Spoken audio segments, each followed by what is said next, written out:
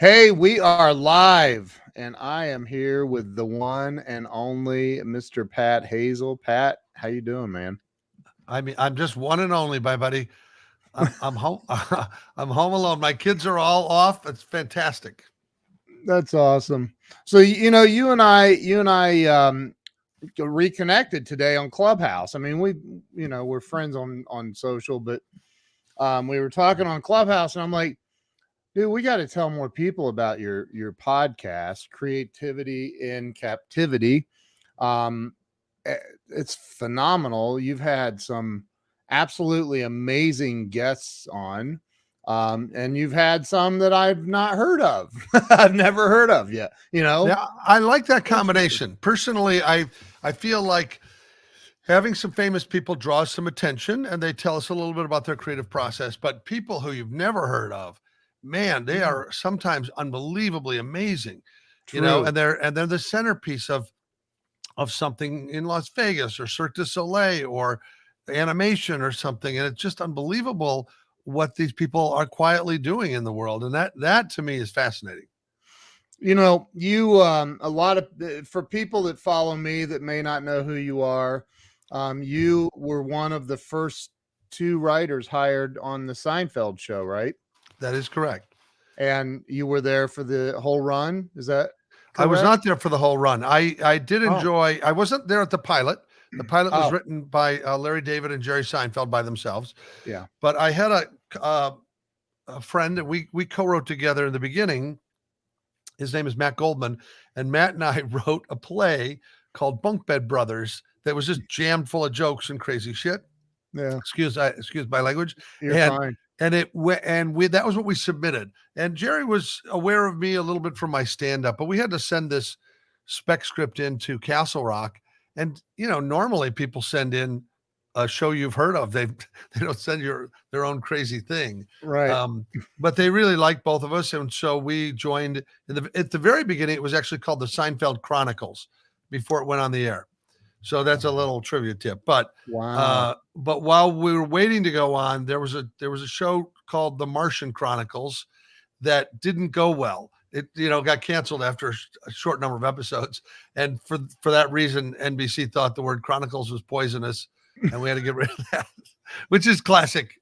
It's kind of like when you go through the airport. If there's been a shoe bomber, then you got to start taking your shoes off, and if somebody Right. makes a belt bomb, you got to take your belt off. Right. They're never doing it in advance. It's always after the fact. Sure. You realize we just made a comparison of a sitcom to a shoe bomber. Yep. It's you know what? That's it. It's all the same. That's It's so funny, man. Yeah. But I think about because I put a post out. I don't know if you saw it on Facebook. I said if you earlier today because I knew we'd be on here tonight, and I'm gonna read it. Um, I said, "Did you watch Seinfeld? Seinfeld? If you did, what did you like or love about it?" And there are so many freaking comments right now, and it's only a few hours old. There's 32 comments on there, and there's people that are like, "No, never did," or "I watched it once and I hated it." And I'm no, like, I mean, "How could you hate it?" yeah, no, people, look, it's like anything.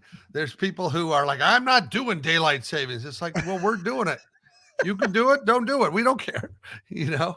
Um, but but That's I funny. think what's funny is when people come up to me even now and they say something they don't like about it, I go, well, okay, like it's done, it's finished. Like we're not going to make a change for you. And I do find now that Larry David has moved on to Curb Your Enthusiasm, he's a very interesting character because people relate or they just think it's the greatest or diametrically opposed. They just think, why is this rich guy complaining? So there's no middle Yeah. ground on Larry. It's Mhm. extreme. I will say it was super fun to be a part of, and just when you get into a boat like that, you just row. You just row as fast as you can row because you're trying to entertain yourselves in a way. We weren't trying to be like other shows on television, and that was Yeah. something that Jerry did say to me. He said, we're going to do it as if we're the audience. So what do we find humorous to ourselves? And then that, of course, grows. You have a bigger writing staff and more people involved, but it all filters through Jerry and Larry's sense of humor. Sure. And There were times I wrote episode where not a word of it was ever used, but Wow. but that's because in the rewrite process, things get filtered out. And eventually, when I had my own writing shows, I came to respect a little bit more what it was like to be the showrunner or to be the person who was in charge, because Yeah. you really are trying to keep a consistency of that. They wouldn't do that or something. So look at this. We're getting two cool Yeah. guys comment. Thank you, Renee. I mean, sounds like the next NBC hit show. Two cool guys. Yeah. I'm Yeah. kidding. But like, I wonder, because you really have to put your ego to the side, man. Like if you write a whole freaking and they're like, yeah, we're not using a word of that. Thanks. No, I think I learned so many things as a young writer, because there was a time that somebody from Castle Rock came into the office and says, "Hey, nominate yourself for an Emmy." I go, "What? No, that's not how it works." And they go, "Well, initially they were trying to get each writer that had their name on a thing to get, there's more episodes that get nominated or get put into nomination or something." Wow. And I said, "Well, technically I contributed, but I didn't write that episode." And they go, "Well, your name's on it." And I go, "Well, I took a pass at that episode," because there's a whole process. And I think to me, it's pretty fascinating that you are working independently at moments, and then you're working as a group at times. So once you pitch something and you get sent off to write the first draft, you're on your own. Then you come back, and then there's input, and then it goes to read through, and then it goes to after that table read, there's a room of writers are going through it and scrutinizing it, and everybody's opinion matters, because you're really on a time clock. We need to have another show next Thursday. There's just no way around it. Every week it's this disposable sausage machine is making something, and you can't go, "Well, we could take 2 more weeks." No, we can't. This is the next episode. So, and you have to pass it off at some point. Once it's shot, the editor takes a pass at it. Then the music guy adds to it. And so in everything, in film and television, you're lucky, it ever gets made. So do you were there times though where you were like, no, that's a good episode? Like, did you push back? Not as in general, there's a lot of pushback in general, but okay. Ultimately somebody's vision is there. There's somebody at the top of that chain. Right. And in television, it typically would be a person like Larry David or Jerry Seinfeld, where they're the creator. They're a part of being sure that the voice is safe. In movies, it's a little different. It's usually the director who has the power. And in television, it's a little more that writer-producer type. And all those directors who do a great job, they're there in service of telling that story. And there are just so many confusing titles in that business. And I remember in being the studio audience warm-up comedian that, which was, by the way, I just drew a short straw. Hold it. You were on Seinfeld? I was in the beginning. Wow. Because Larry was a comedian, Jerry was a comedian, Matt was a comedian, I was a comedian. And we kept saying, "Well, we're funny guys. Why do we need anybody?" Well, that person's on the other side of the rail talking to the audience. But so Larry did a little short straw thing, and I drew the short straw. So I did the first episode after the pilot. Wow. And then the next week I go, "Oh, all right, it's time to draw straws." And Larry said, "No, you have seniority." And I was like, "What? No, I don't want seniority." So I think in the end, even when I wasn't writing in the show, I did about 75 episodes as the warm up. And it's not, an easy job, because you're hosting a taping and you're the least important thing to happen. So in the middle of you talking, the bells rang, "We're shooting." And then you're like, "Ah." And then when you come back, you can't say, "Like I was saying." Yeah, right. Nobody could care 20 minutes later, and you just look like an idiot. So you just have to constantly be rambling on something. So, I touched up on my Seinfeld a little bit earlier, just on YouTube. There's some clips, and I saw the one with the Merv Griffith show. With the set. Were you involved in that one? I wasn't, but I thought it was great. Oh, that was so funny. Yeah. There's so many things that are based on real things, and like the Soup Nazi episode and the contest and so forth. These were all things that Larry was going through, or Jerry was going through. And, people know by now that there was a real Kramer that his name was based on, and he was the real neighbor that would burst into Larry's real apartment and all that. And he's still there. He's still in New York. And there Oh used to my be God. tours. He used to take people on walking tours of New York, and he would take you by the diner and different things. Kramer, the real yeah. Kramer. Yeah. Oh my God, I did not know that. Yeah, I don't know. Again, since the pandemic came, I don't know Yeah, exactly yeah. what's going on, but who knows what's going on anywhere. Yeah, So right. Wow, that's fantastic. I do want look, I wanted to come on here with you tonight. And I'm gonna throw something up on the screen because I've listened to, let's see, you've had and I'm like, just I'll have help his you. name up on the screen. I'll help you. George. What Yeah, Jason Alexander. Thank you. You've had Jason Alexander, who played George Costanza on the Right. show. You've had the man himself, Jerry Seinfeld, on your podcast. And we were kind of, I don't know, it wasn't a debate, but we were talking about this on Clubhouse this morning. We were talking about, or whenever it was, we were talking about the that you're doing. There's no live stream involved. You're doing it all audio. And it, man, really just what a great format you have and some amazing guests. Why don't you talk about, and I want everybody, if somebody would do me a favor, I'm going to pop this back up here. I know it's difficult, but I have a lot of very smart people that follow me. So if somebody would type that link in right there into the comments, that makes it clickable, and that'll take you right over to the Apple podcast. Now, what if I can also give you a website that what I sent you was a universal link. And what a universal link is, which is kind of crazy, is that it takes it to whatever podcast you normally listen to. So if you're an Apple person, it'll open in Apple. If you're Spotify, it'll open in Spotify. So I sent you a link just so you could get to where you needed to go. So that link will go to wherever it needs to go. Apparently, it's like a thermos. It knows when something should be hot and when it should be cold. I don't have any idea. That's slick, man. I got to look into that. So somebody please type that in. It makes it clickable if you type it into the comments. Okay. And then the other thing is that creativity and captivity .fun, F-U-N. Not because we couldn't get .com, but I was starting to feel like .com was such a common thing, and it was just sort of like not memorable. But what you can see if you go to the website, creativity and captivity.fun, is a lineup, the first 24 people that we've talked to.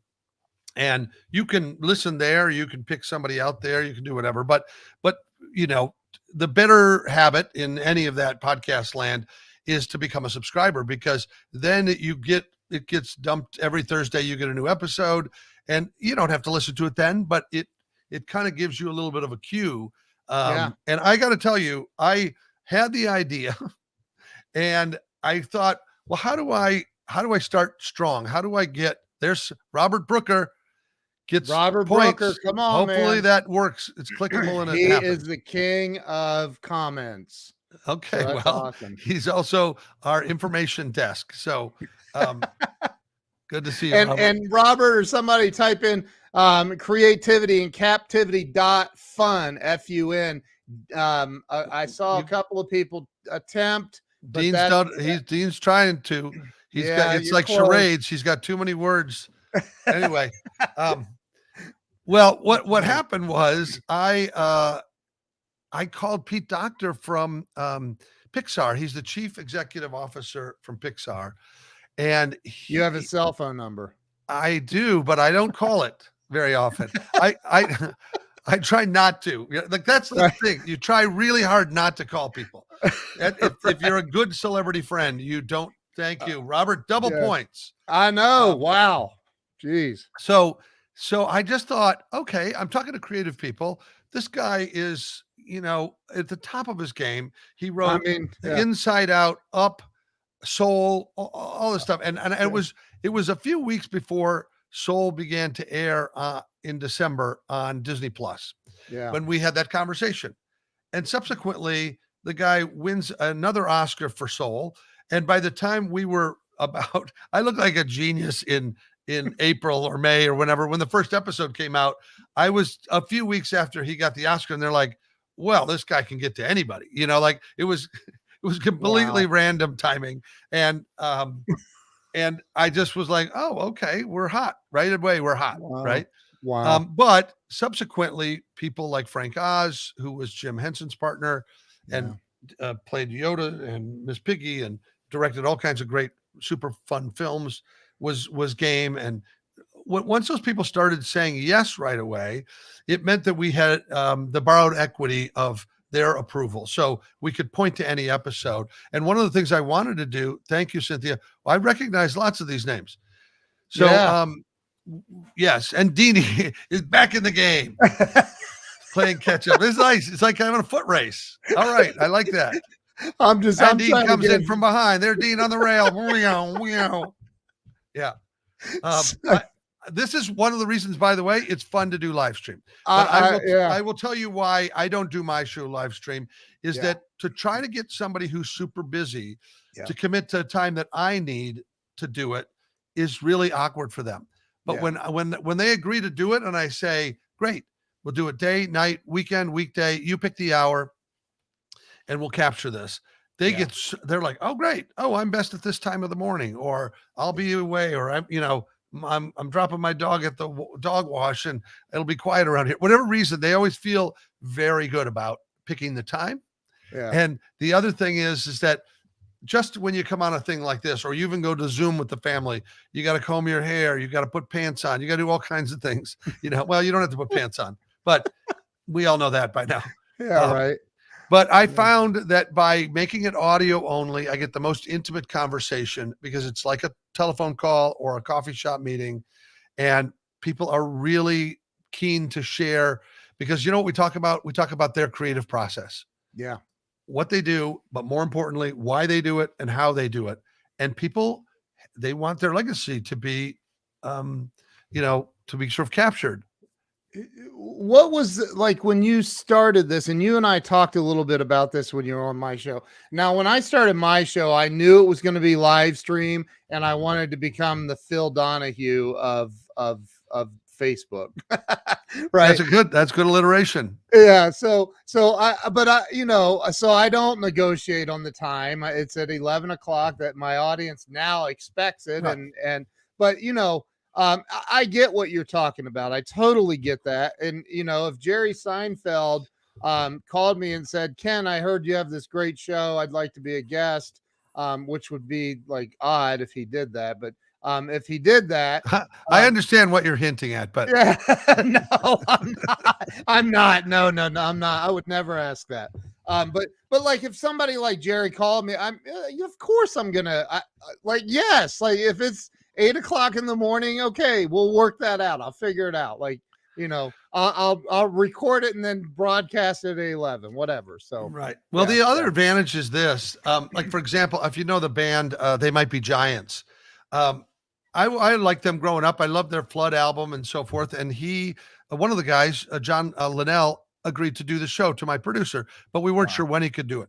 And yesterday I had gotten up after a COVID booster shot the day before, and it was like noonish, and I had given myself the day to recover. At 12:30, she said, I've got John on, he's ready to go. I go, what? Like, what? Oh my God. And I go, well, okay. I know, I vaguely know enough about their catalog from when I listened to it in the old days, but I didn't want to miss out. And so, I mean, we have really been very accommodating. But the other reason that we don't like to do it live is that we then can program it. Like in your situation, you're creating a habit for 11 o'clock and you're programming to make an appointment to come see you. Yeah. In our situation, I want some diversity. I want a different gender. So we got 60 or 70 of these recorded now. And then we just say, oh, well, we don't want 2 illustrators in a row. Oh, we don't want 2 screenwriters in a row. We've got a director. We've got an aerial choreographer. We've got a paleo artist. This dude, his name is Gary Staub, is super cool. He's got Gary Staub Studios, and he makes full-size mammoths and megalodons for science and history museums. So anytime you see a a 52-foot shark in the DC museum or something. This guy's making it. Wow. And they're so realistic, and he's very, very attentive to the details and the size and the texture. And I'm a little naive. I don't even know how they make these things. I just I assume if I'm in a museum, oh, they found a pit, and they dug this thing up. That's what I always assume. They put it on a pedestal. But he goes to a paleo dig, and he makes a mold of all the bone sizes, and so he has the actual accurate measurements. He then makes bones, then he puts muscular on it, then he puts skin on it, then he's got a dozen people in his studio sewing hair or doing something, and then they spill mud on it. And I asked him if he signed his works, and he said, "No, God, no, I don't want people to think anybody made it. I want them to think it's a real deal." So he's very humble, but I'm just saying that I find these conversations about creativity to be transferable. So if you're an author and you learn something from a comedian, it's fine. Jerry Seinfeld shared a really interesting thing about how he looks when he comes up with a piece of material. He approaches it like he has a drone. He looks at it from this angle. He looks at it from this angle. What's it like from the moon? What's it like from a microscope? Like he takes all these different things, and that's how that amazing routine about Pop-Tarts or something gets made. Is he kind of explores all the territory around it. And I feel like, boy, once you know that, you can write a little easier going, oh, I haven't personified the object. Oh, I haven't thought about doing this yet. And now when you're writing comedy routines, it's not like you have a structure, but you at least just don't have to sit there and try to make it up from nothing. Do you put yourself because when you started working on the show, and I remember, part of your story at least, that you had, you struggled your way into comedy, and then you started doing some stand up all over the place. And that was really going well for you. And then where did Jerry wasn't famous before Seinfeld, was he? I mean, really famous? No, not really famous, but he did do Tonight shows as a stand-up, and he did Letterman as a stand-up. And stand-up is one of the more interesting arts because you work really hard at it. Yeah. And you're taking a lot of chances of material going bad and whatever. But as you begin to hone it, what you hone is a personality and a point of view. And that's why stand-up comics translate to sitcoms, because they've already become a character. Jerry played Jerry. Actors like Andy Griffith, play a part. But Roseanne, Ellen, those people they step into a world, gets created around them, and their point of view gets expanded. And I feel like, that was a little bit of the approach of how I went out to Hollywood, was like, maybe over time I can develop content that allows that to happen. And when I wrote that play, Bunk Bed Brothers, with Matt Goldman, he and I wrote it as a showcase for ourselves, to not so much to become actors, but it was a pitch for a sitcom. And we thought, if we put too much of a story on it, then it would be a movie, like a story that has one like at the end, life or death, and the guy who survives, that's a movie, right?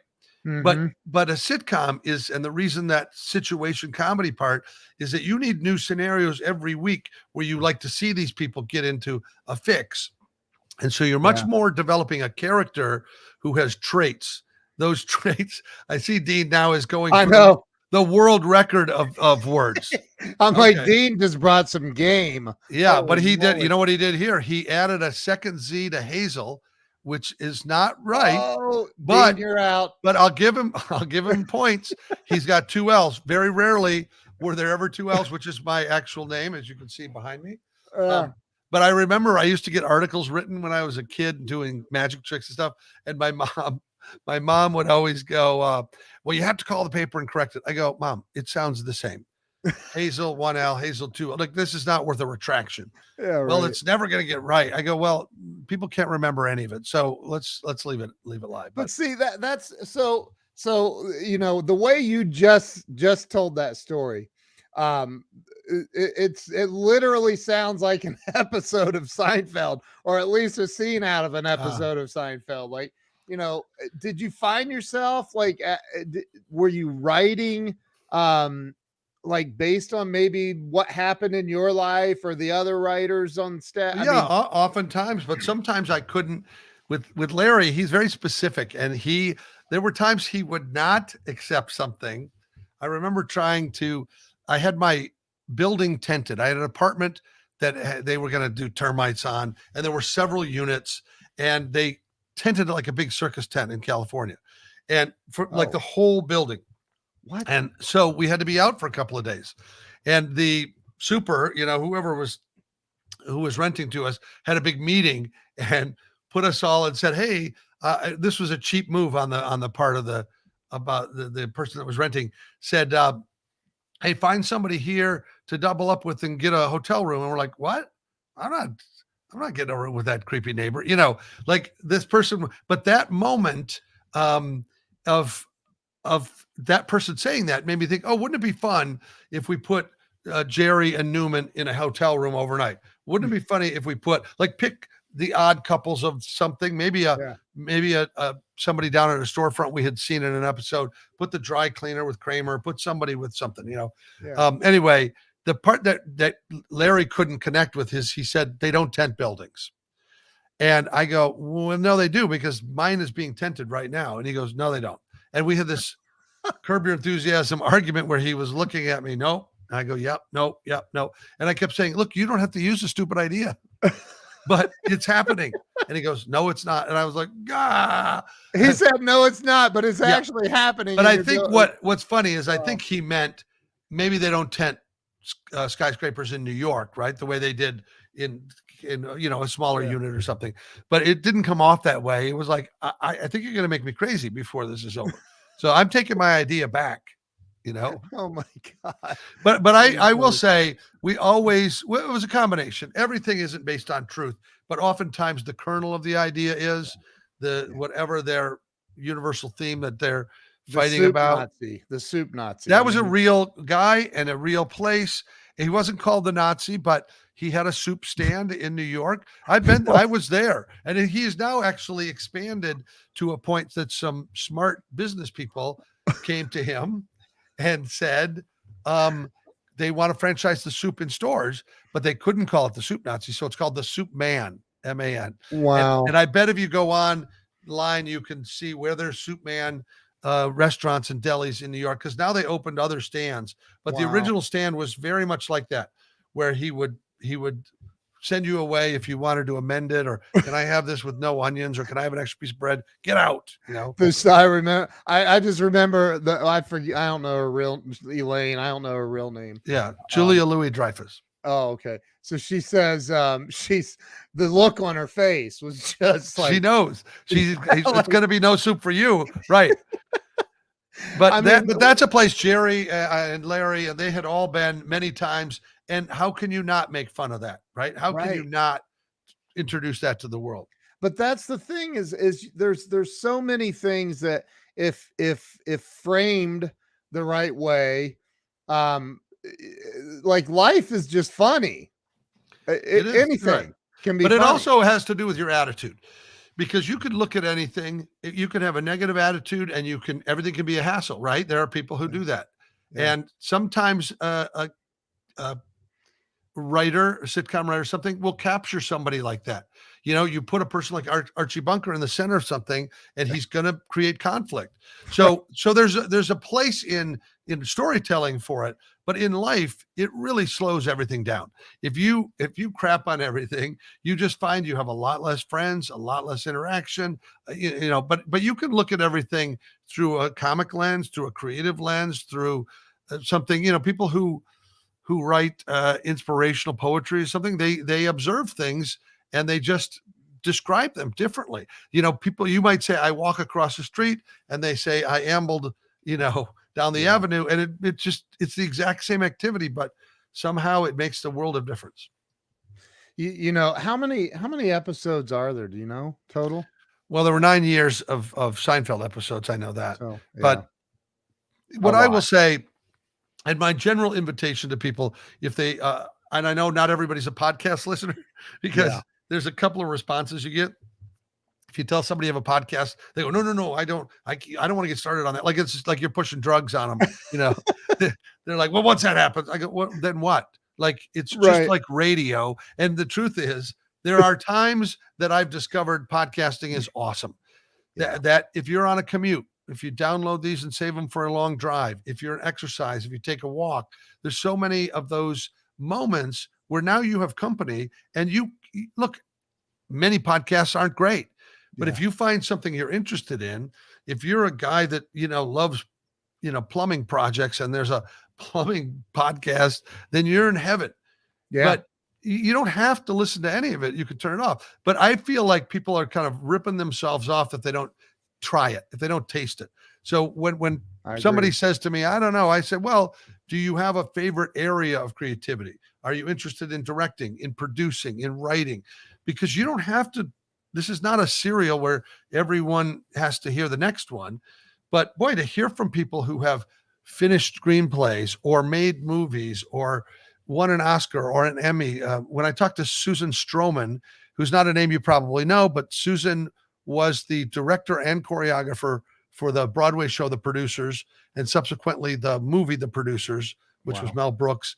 And, but I started to look into her, and she had done Crazy for You on Broadway. She had done Young Frankenstein. She had done The Scottsboro Boys. She had the 5 Tonys and all of that. So if that's not your area, that may not be your episode. I've talked to a couple of rappers. I talked to this guy, Frank Ferrante, who does a Groucho show. And he was fascinating how much he knew about Groucho Marx. And I thought, is this guy a one note? No, he's in Chicago right now, starring in a show called Teatro Zenzani, where he does 7 or 8 shows a week in a what they call a Spiegel tent. And they serve this 5-star meal. And you think, is this happening under my nose and we're not aware of it? Like, people in Chicago can go have that experience. And I feel like that's the fun of it. So I see Brad Leland has. Do you know Brad? I did Friday Night Lights, and I recognize his name from that. He's a talented actor. He's a good friend of mine. I met him through Glenn, actually. Great guy. I don't know that we were in scenes together, but I just was in season 2. There was a murder plot unfolding where with Glenn's son. And Glenn was covering it. So Jesse. I was an on-fly detective that got, this is a fairly funny story because I got a call from somebody, agent or manager, somebody who said, hey, go read for this. And I went and read, and apparently they had a detective who was a real policeman, and he just couldn't remember his lines or something. So they needed to get somebody else. So I was on my way back to my office, and they go, you start tomorrow. And I go, what? And they go, yeah, it's fine. So that was great. And I arrived to do it, and it was a incidental part. The cast is so good, and they have so much going on, and the way they shoot it, kind of a dirty shooting style where the cameras are in different positions and stuff, all makes it feel like a documentary in a way. So I came in there, and I think it might've been the second assistant director. Somebody walks me to the trailer, and the name of the character's there. They open the door, and the detective is there, and they forgot to tell him he wasn't working. So they were very kind, and they go, oh, okay, sorry. They closed the door, and they said to me, oh, go get your hair and makeup done. We'll let you know what's going on. And they brought me in new pages. I had a different name, and they made me his boss or something. And he was on that day just as whatever. And then the director said to me, hey, find a reason to send this guy out for a file or a coffee or something, like whatever it was like he never came back, but oh my God. But that was really an interesting education to watch them shoot that. It was such a great contribution that Austin made. That guy is probably my number one fan, and I hope so. I just lost him. He's like, yeah, I'm gonna go. No, he worked. He worked that day. I mean, it is really interesting that one of the times we were in this small neighboring town, and we were in a real police station, and they said, sit at this desk, and the director on that episode was bringing the camera down the hall and around the corner and through the window or something like that. And so he needed some time filled, and he said to me, we're coming in on your scene, just ad lib some stuff about what's going on around the office or something. I was like, what? Like what? Like, I'm just, this is my first day on the job. What are you talking about? God. So he goes, just grab a file out of the cabinet or something. So I grab a file, and I'm basically reading off somebody's rap sheet and attributing it to some character. Oh which, you my know, God. again, the camera's traveling and they're getting into the scene. It's not the big Yeah. end of the world, but Yeah. um, but it was just Yeah. cool. It was a cool thing to be a part of. How many episodes did you do? I think I did 5 or 6 episodes. I was the Wow. dumbest detective because the Jesse had killed the person, had somewhat confessed. His dad knew about, like, for some reason I couldn't figure it out, right? Did you and So Glenn do any scenes yeah, together? we did. In fact, there was Oh. this is a really good acting story to hear because it was right near the end. I think in my last 1 or 2 episodes somewhere, it might have been the very final one. They had me in an interrogation scene with the son, and Glenn was going to come in, and there was an encounter there, and you know he had been kind of covering for the kid, but in this situation, I just remember the director saying to Glenn when we were in the hallway, he said, "Listen, when you're in there, whatever you do, don't let the kid out of the room." And it wasn't written for there to be anything. He just said, "I want this scene to end in the room." So Wow. I go in because I'm talking to Jesse and doing it. But before we start, without Glenn knowing, he says to Jesse, "Hey, whatever happens, I want this to end up somewhere else. Take it down the hall, take it outside. I want you to take the scene somewhere else." So now I have a secret. Like, I'm like, oh, what's gonna happen? You know? And of course, they're great actors and they continue their dialogue. And Jesse's strong enough, he muscles his way out of the room. We're all still talking. We're still doing the scene. We're going down the hall. We're coming now loudly down a hallway of a real police station where they're sticking their heads out of the offices and Oh stuff, my God. which is all in the scene, you know, and it ends up on the outside of the building. Oh my So gosh. that was a really savvy note from that director to get some realistic material. Wow. It's incredible. I mean, I don't know enough about acting, but I've heard enough from Glenn. Um, I mean, he just told me a story a couple days ago about something insane that just happened. I won't put it out there. He can share it at some point. But I mean, so you and you're in front like with Seinfeld, and you can tell me. I was recently asked to come down and co-host a radio show on a AM radio station, talk radio station, and it's a friend of mine, Mindy Dreyer, asked me to come down, and I'm like, okay, yeah. So normally when I'm live, I've done over 3,000 live streams. I can pop Brad Leland up there and we can chat, and or Megan or Andrew or whoever, and I have this material to play off of, so to speak, right? When you're on the radio, there isn't that. There's no audience. I mean, there is. It's Well, out you have a there, but co-host. You have well, your yes, co-host. yes, but like I'm looking at you through a computer. We're on right? Like, Yeah. but when you're in person with a co-host, it's just a different environment, right? So there were a couple of times when she was like pointing at me like, "Hey, are you going to comment on this?" And I'm like, my tongue felt like 5 Oh, times, funny. and so I did, but it's just completely different. So when you're writing for, I mean, Seinfeld was in front of a live studio audience, right? It was, but again, it doesn't come on live on television at the moment, right? No, I Yeah. know, but there's a live audience there Yeah. that you're hopefully going to get some reactions, Yeah, laughter, there's right? microphones hanging. That's what you want, right? That's Yeah. why you have them. Is it different? Do you feel like it's different writing for something like that than it would be for something like Friday Night Lights? Yeah, totally. It's a little bit more of a stage play.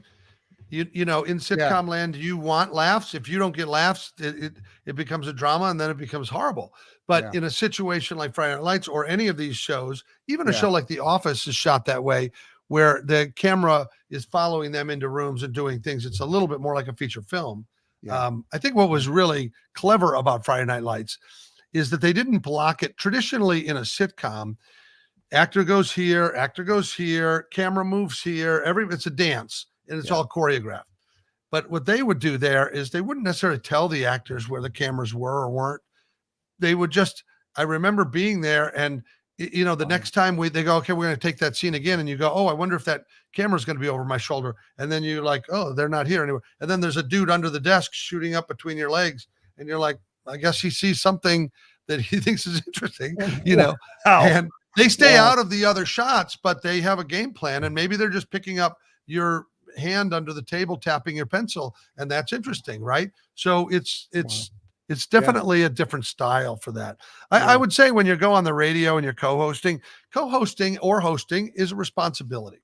Yeah. And you know, you have to do it if there's no caller, if there's no whatever, you have a certain amount of time to fill. So, and I sometimes will do this prior to a podcast, is if I've heard something interesting or of note, even if it's not on the topic of that person, I think this is worthy of a story to tell. So I might have a index card or something. There was the thing. Have you ever heard of the Human Library? No. The Human Library, and this is just worth looking up. It's humanlibrary.org. Started in Copenhagen, Denmark in 2000, I think. And you can check out people. So it's meant to be a non-judgmental way to find out about somebody who you might think, what's it like to talk to a millionaire? What's it like to talk to a white supremacist? What's it like to talk to a Muslim? What's it like? And so people volunteer to be a subject to be checked out. Wow. And you could, I know, it's unbelievable, right? So it was there and it was really popular. And then it has now expanded, and with Zoom and stuff, I think they've expanded into many other places and countries and so forth. But how cool is it if you want, now I'm doing it now in a weird way, like what's it like to talk to an aerial choreographer? What's it like to talk to a ventriloquist? Like, you know, I'm getting to be in that seat of curiosity, but I mentioned that to somebody and then we both kind of did a deeper dive on it. And that's just like, you don't have to have a lot to talk about. You just have to have a premise for that episode. That's really, really, really cool. Actually, I've never heard of that before. Yeah, I think it's really awesome. And it was new to me, but I'm sure it's probably flying around Facebook or somewhere. I mean, that's one of the nice thing about ideas. They get shared once in a TED talk and then everybody knows about it, sort of thing. Yeah. Well, I wanted to do the Pam Goodwin says Pat Hazell from Nebraska. That is correct. But again, here's the 1L Pat Hazell. That's the original Pat Hazell with 1L. See, and now this is all just to make my mom happy. So Pamela, are you in Nebraska? Tell us if you're from Nebraska. Because I did magic and juggling and street corner performing and escape from a straitjacket. And I did all kinds of crazy stuff in Omaha. I think she is from Omaha, dude. And she lives in Texas though now. Okay, now closer to Austin. That's where I am. Yeah, we're all on one long pilgrimage to find each other. That is hilarious. It's true though. But so everybody needs to, and I put it back up here. Creativity in Captivity.fun. That takes you to your website where but there's a listen button, there's whatever. Once you find it's on all platforms. So whatever you can, wherever the kids are buying their podcasts out of the back of a van, you can get it. It's I don't understand, but it's everywhere. So the fun part about it is that you can become part of the creative community. You can, chime in, you can contribute, you can send me a note on Facebook that says, hey, when you talk to comedian Brian Regan, ask him this. I don't always ask, but if people have a compelling thing they want to learn about, then we do that. Mark has a question, and by the way, that video you and I talked about, I have it. It's okay. Well, it may tie into this question. Looking back, was your most fun Halloween night as a kid being Colonel Sanders with the bucket? Okay, Mark knows my life story because I did have a promotional Colonel Sanders mask, and my mom did give me the chicken bucket to collect my candy in, and many people thought I was Burl Ives, but it was still a pretty funny and humiliating night out. And Halloween as a kid was the greatest, absolutely the greatest holiday. It's changed. And now I'm more into the gratitude of Thanksgiving, but I had always had affection for Halloween, as did Jerry Seinfeld. And we both had long stand-up routines about it. So I'm leading into this, Ken, because I know you just watched this today, but Jerry's manager, George Shapiro, who also at one point is a guest on the podcast. George Shapiro represented Jerry Seinfeld. He represented Carl Reiner. He represented Andy Kaufman, and he tells great stories about all those kind of crazy times in Hollywood. And George said to me, hey, Jerry's got a Halloween routine that got turned into a children's book. It's called Halloween. It's very whimsical and it's really fun, but it's just a stand-up routine that's illustrated. Right. And he said, do you think there's a movie in this?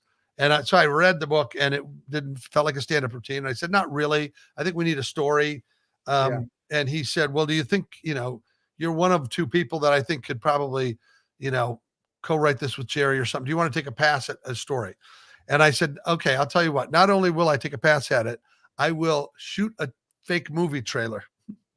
And I said, but you can't tell Jerry, we'll make a fake movie trailer. We'll say that it's coming out this Halloween. And George he was into it. It was like a big giant prank. And it was a chance for me to update my directing reel and do some other stuff. So George helped finance or fund that, game basically.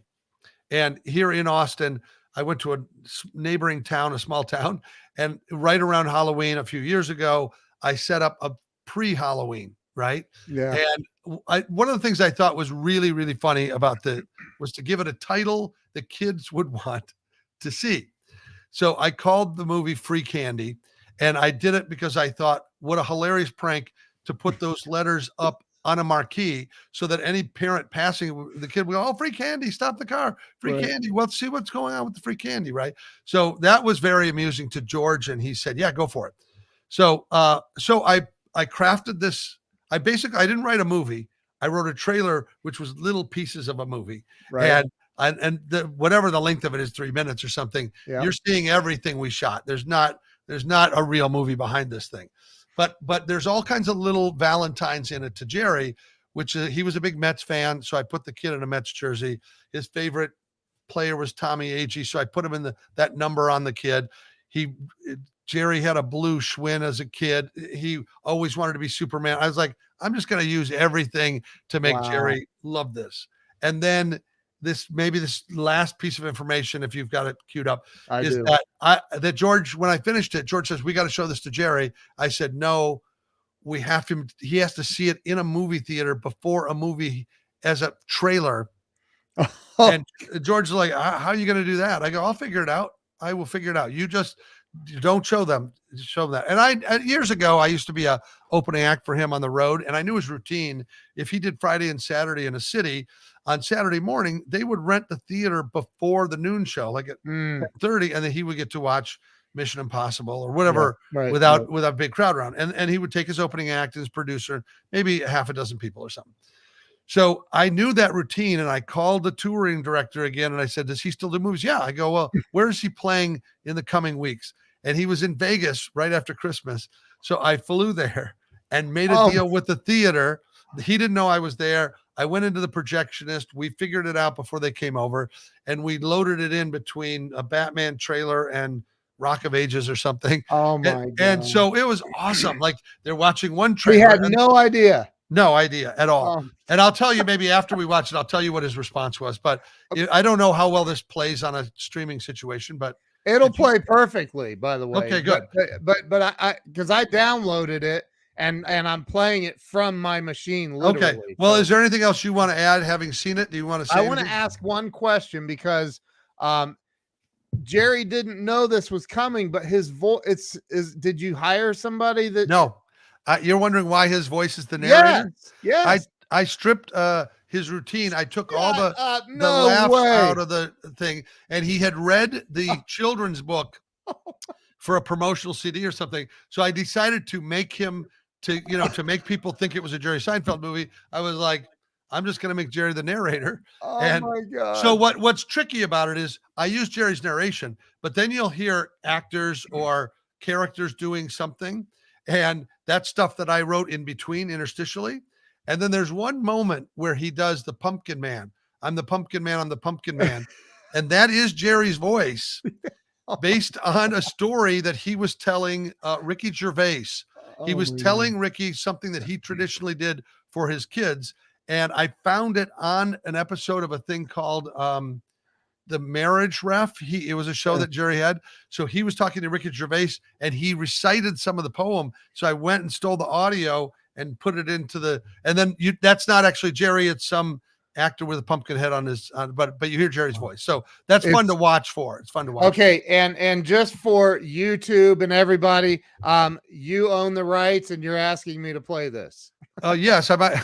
Do you have YouTube's lawyers on there? No, it's called Free Candy, the movie trailer, and it's already on YouTube. But let's enjoy it if people want to see it. Here we go. Let's watch it. All right, here we go. Ready?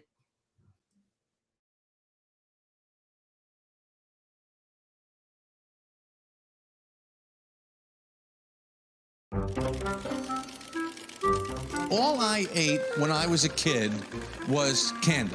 Just candy, candy, candy. And the only really clear thought I had as a kid was get candy.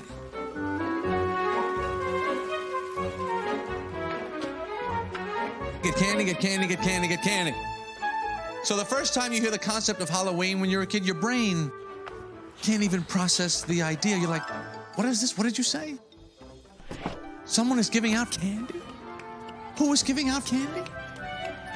Everyone that we know is just giving out candy. I gotta be a part of this. Take me with you. I'll do anything that they want.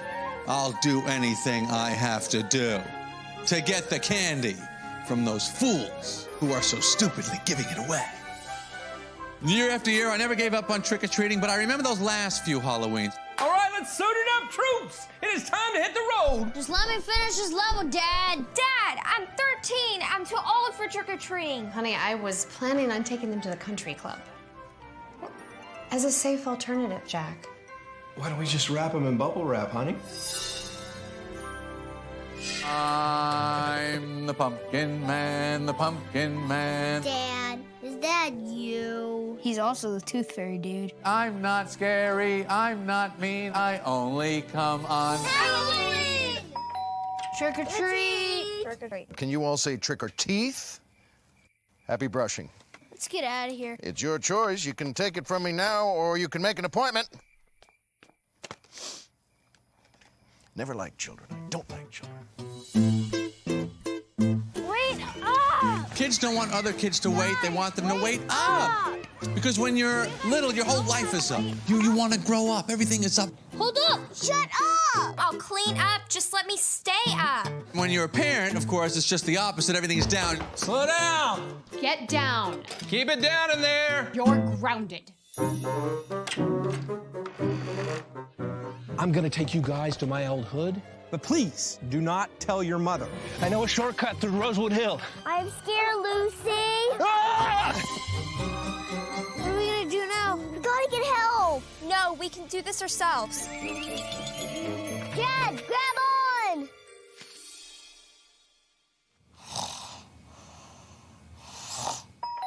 They come to the door, they always ask you those same stupid questions. What are you supposed to be? I'm supposed to be done by now, so you want to move it along with the Three Musketeers? Come on to my house, you're gonna get free candy.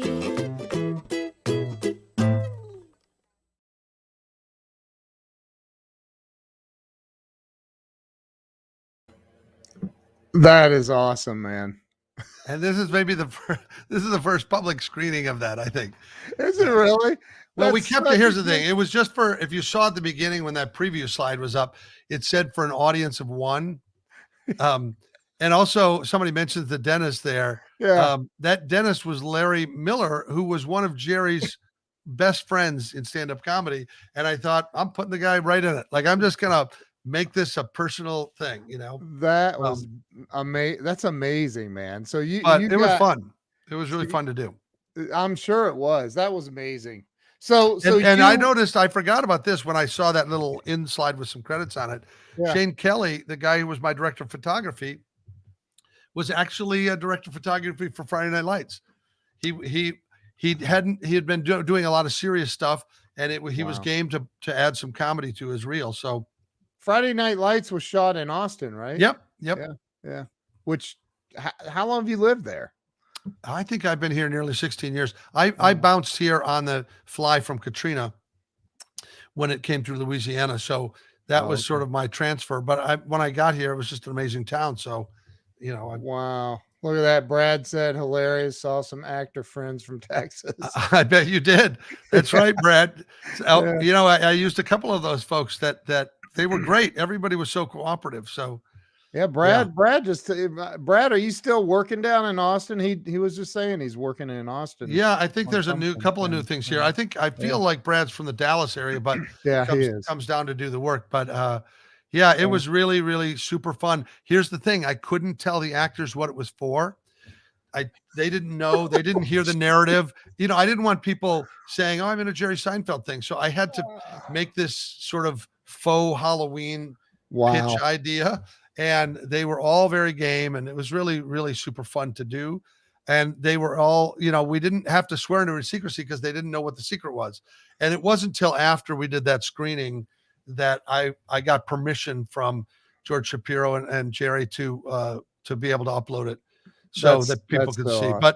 But that's a good example of following your vision, right? Be passionate about something enough to make it, see it all the way through to the end, and see where it takes you. Don't talk about it. Just, go all in and make some things. So, yeah. So, and we can wrap this up too, but you decided to do this podcast. I mean, because there's not enough podcasts in the world. That's not why. No, that's I know it's not, but I want nail down for everybody exactly why you said, I got to do this. I got to do this because it's not free to do. It can be fairly inexpensive, but it takes quite a bit to produce a good podcast. Yes. Brad's giving us an update. He's doing Love and Death with Jesse. That's fantastic. Okay, good. We'll watch out for that. Yeah, the pandemic created a pause. Yeah. I thought I had a toolkit and I could do a lot of different things. Now, writing is something you can do from your home with nobody else around. So that is the one thing I still had in my ability to do.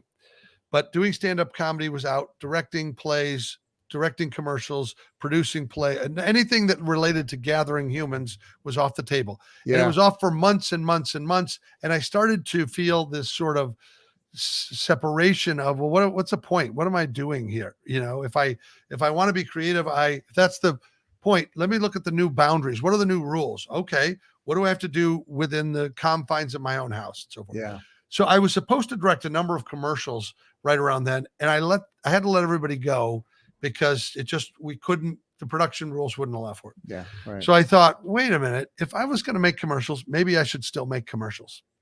That's what I first did. So I wrote funny fake services and fake products.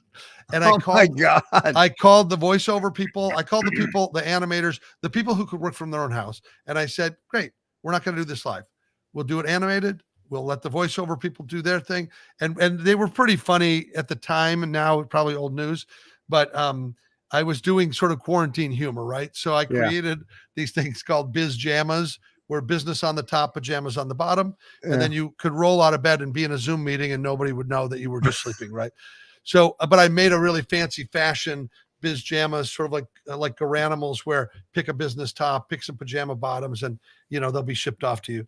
And so I made that one, and I made one called Shelter In, which was a hotel chain, and it was the Shelter In staycation resorts, and it was selling you the amenities of your own home and what you could do. And I remember the tagline. I don't remember too much else, but the tagline wasn't, it's not just any resort, it's the last resort, right? So anyway, these are professional voiceover people. They make it sound great. It's hilarious, right?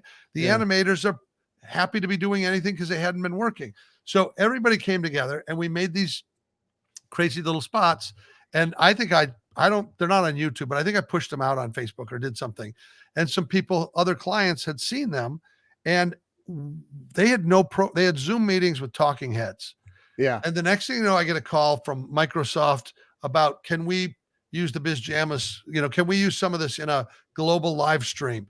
So instead of selling them to them, I licensed them, and then I just called the voiceover people back and said, hey, can you read it different? We're going to do this one for Brown and Brown Insurance. We're going to do this one for Tableau data visualization.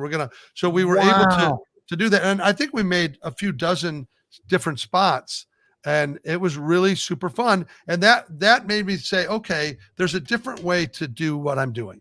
So that was really satisfied some creative level, but I felt like, okay, I don't have a venue, but I have a voice. And I've been a creative consultant for a lot of projects that people are not aware of, and I don't really hang a shingle for it. Yeah. But the people that I talk to very much have the conversations with me that we're having on the podcast. And I thought, what if people could listen to those phone calls? What if they could hear us talking on a high level about animation, about story, about casting, about set design, about something? And, maybe there's a niche there for people who are interested in that kind of thing. So I tested it out on a few people, and, in terms of, I did recorded a couple of phone calls, and they were already great. And I was like, oh, this is interesting. Wow. And I have a very good podcast producer named Amanda Rosenberg, and she knows about the stuff I don't care to know about, like analytics and uploading and what to do next and all that kind of thing. So my job is just to create the content, have the conversations, and then let people know where we're at. So the rest of it's a mystery to me. It's, it's operating on its own, but I really, really encourage, your listeners are loyal to you. They know that your word is good, but the subscribing part of it is when you get to be surprised by it. Every Thursday is Christmas morning. Wow. That's so awesome. I want everybody to go. I'm going to go look for Robert's link because he nailed it. Here it is. Robert Brooker is the authority on links. He is. Creativity in Captivity.fun. We're coming up to season 2 here, right? So we have 24 episodes in the can. I guess next week is Austin Kleon, who's the author of the book Steal Like an Artist, and he does the redacted poetry of the New York Times and stuff. He's a really cool guy. Kevin Nealon is the first episode in season 2, and he's great. And what people don't know, at least I look into, is we don't talk about Saturday Night Live that much. We don't talk about Weeds. We talk about what he's doing now, which is that he's this incredible visual artist that draws caricatures of famous people. And he has Kevin Nealon artwork on Instagram. It'll blow your mind. He's got so many cool people like Christopher Rock and, Jack Nicholson and Tilda Swinton and, just all these people. And you go, oh man, he really nails it. And I think he even now has a camera on it where you see it, how he finds Kurt Cobain when he's doing it, how he lands on it. Wow. So, some people have creativity just abounds in their work, but it's transferable from one thing to the other, and they do it to stay engaged, I guess. Yeah.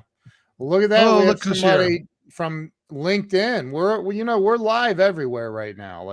But Kellen Fisher's name, I don't think I have Kellen. Kellen. Yeah, I've met her through those morning groups, but she's one of the people who sent a piece of fan art, more than a piece of fan art, but she took this logo, Creativity in Captivity, and she handmade a card cutting out every one of those colored panels and floating it on a little piece of something. And she made several pieces of stationery because she has the Wow cards business. Cards at Wow. Yeah. Cards at Wow. I have one of her pieces of art on my wall right there. Right.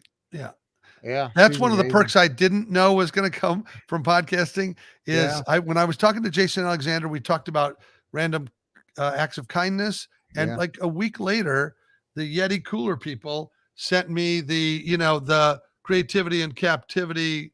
It just showed up on my door and they said, hey, we like what you guys are doing. And they sent Jason and I, Yeti, the company. Yeah. Yeah. It's amazing. Wow.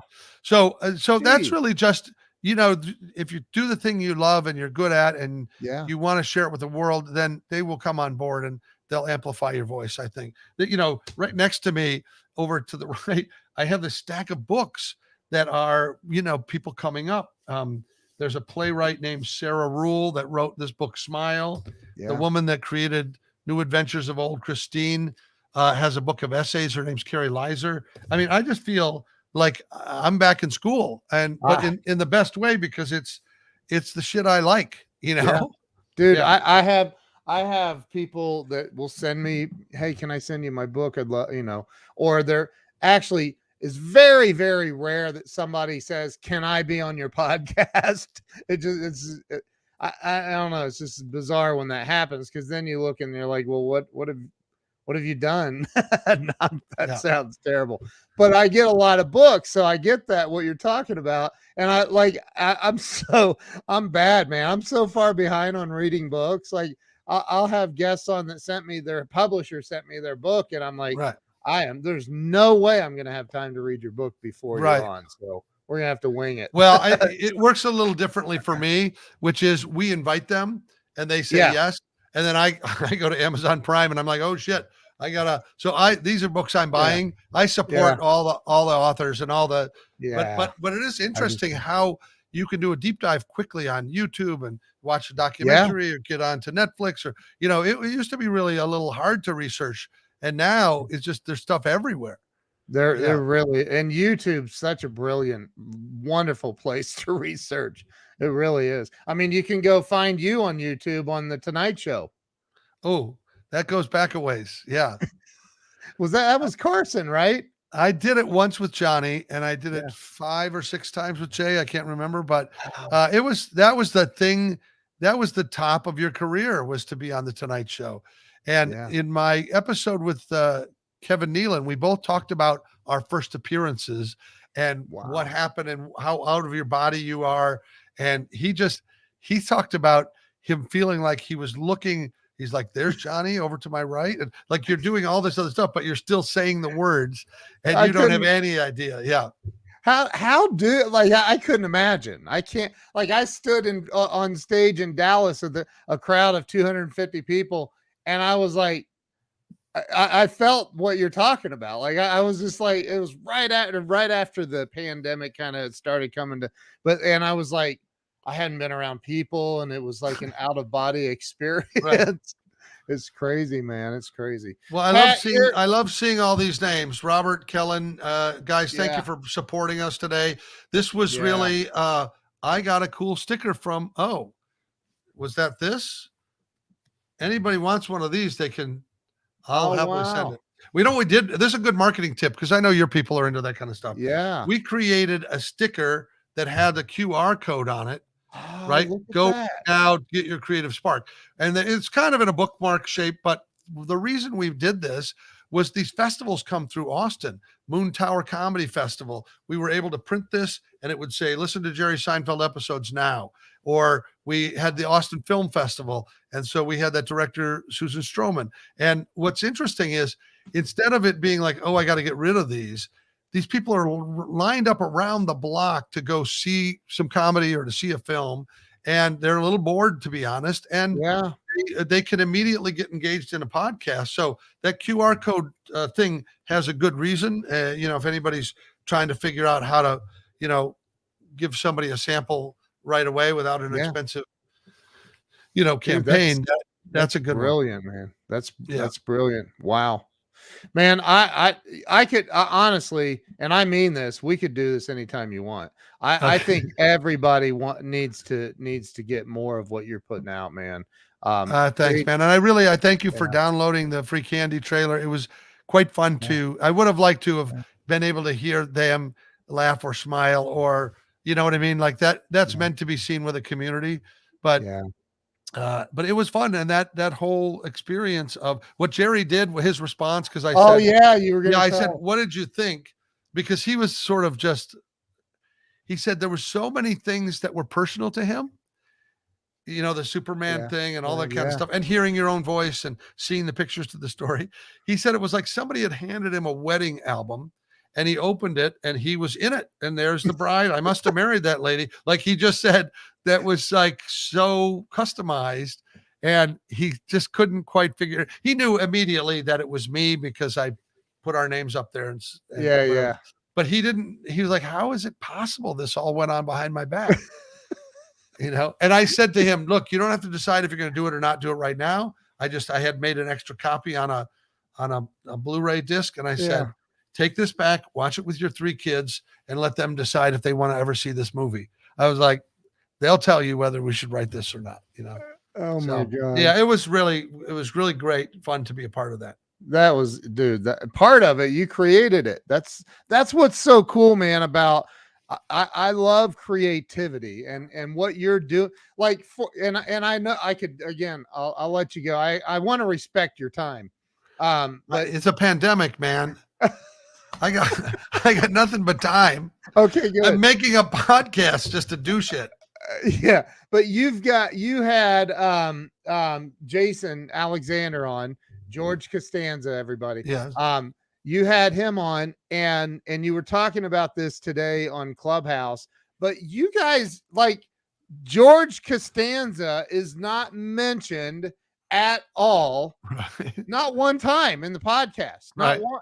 Like his mom and dad, you know, you said, you know, you played the son of Frank and Estelle Costanza, right? Yeah.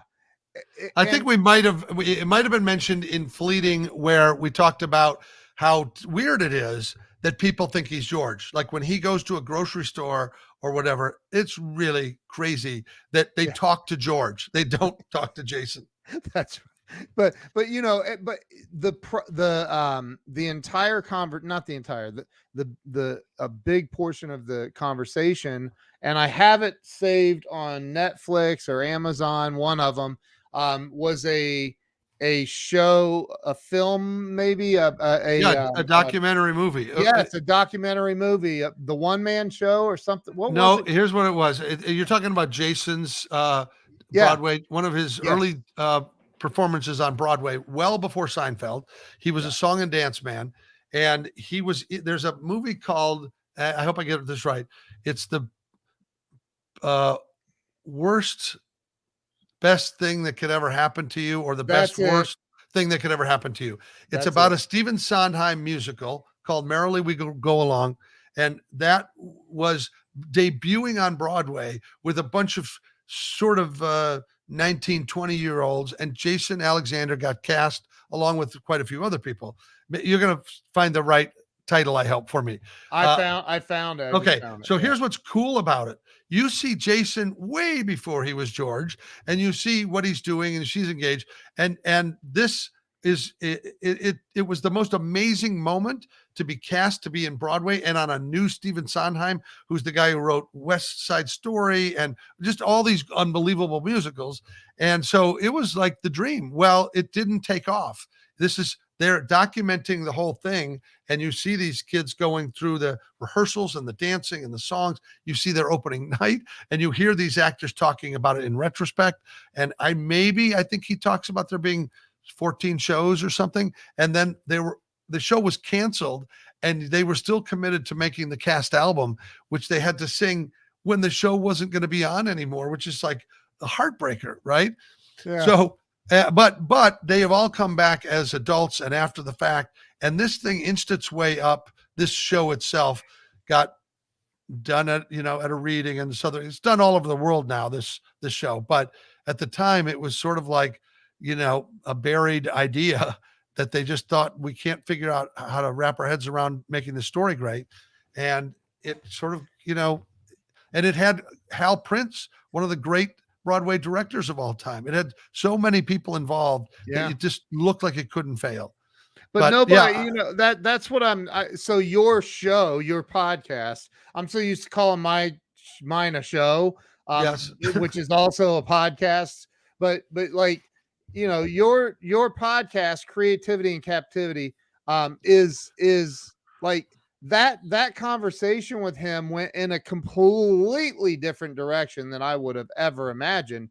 And I don't did you talk about Seinfeld at all? I don't remember that much. He talked about ceramics being a therapeutic way of him creating things. Yeah. The title Creativity and Captivity was not about being sequestered or quarantined.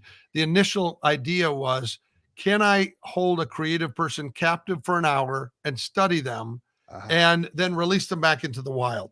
So if I can get the head of Pixar, if I can get Jerry Seinfeld, if I can get any of these people, and just like a scientist, find out how and what they do, which is interesting because, Jerry is a funny guy and can be very funny, But I tried with him and Kevin Nealon and Brian Regan and many of the comics we've had on, Dana Gould, Jackie Cation. I tried to tell them this isn't a morning breakfast flakes, comedy hour. We're selling tickets to Friday night. This is sort of a long-term listening library where I'm more interested in your creative process. And they were like, oh, and Brian Regan was amazing. He said, great.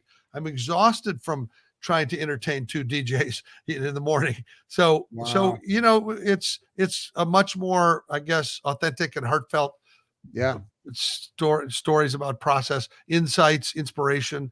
And I hope that when people leave any episode, that there's some golden nugget about keeping a notebook or about being proactive or doing something that one of these people have already, laid the pipe for us. So why not make the learning curve easier?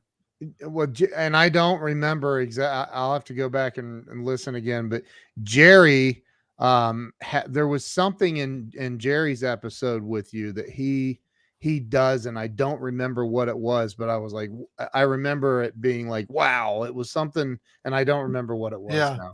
I remember there being 5 or 6 things there that he had no problem. One of the things that was humorous is that, the more famous you get, the less interested you are in chit chat and, just saying, I have a bike like that. Oh, I do too. It gets a little old.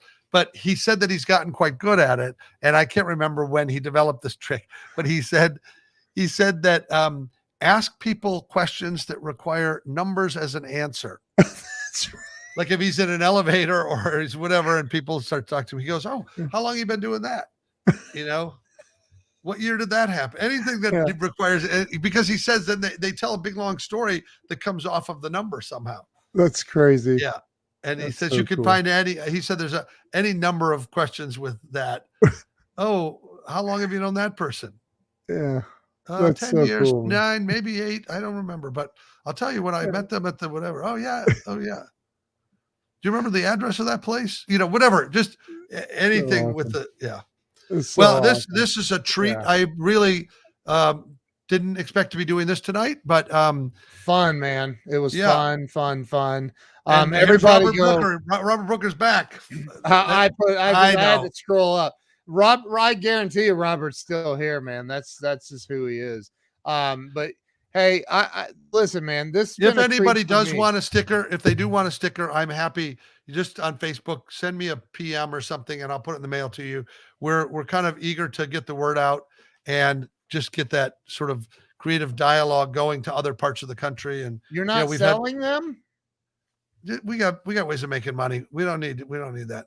That's awesome. If they hear on this, my favorite so far was George Shapiro. Thanks, Kellen. No, if this is a free prize for listening to the Ken Walls. Is this Breakthrough Walls? No, this is just Saturdays. Losers who don't go out at night on Saturdays. No. Who invites? Well, you invited me. You invited me on a Saturday. You don't think I'm going to have a date or something exciting? And then I say yes. I eagerly go, yeah. That'll be something to do. Okay. I was like, wow, he doesn't have anything going on. No, I'm kidding. I gave you options. I mean, I was fine. It's good. I do have to go because I've got to make some macaroni and cheese. So that's the headliner in tonight's double feature. So, all right. Well, you're awesome too. It's great. I know that you have folks that will take a leap and try this. And I just hope that they find something or somebody they like.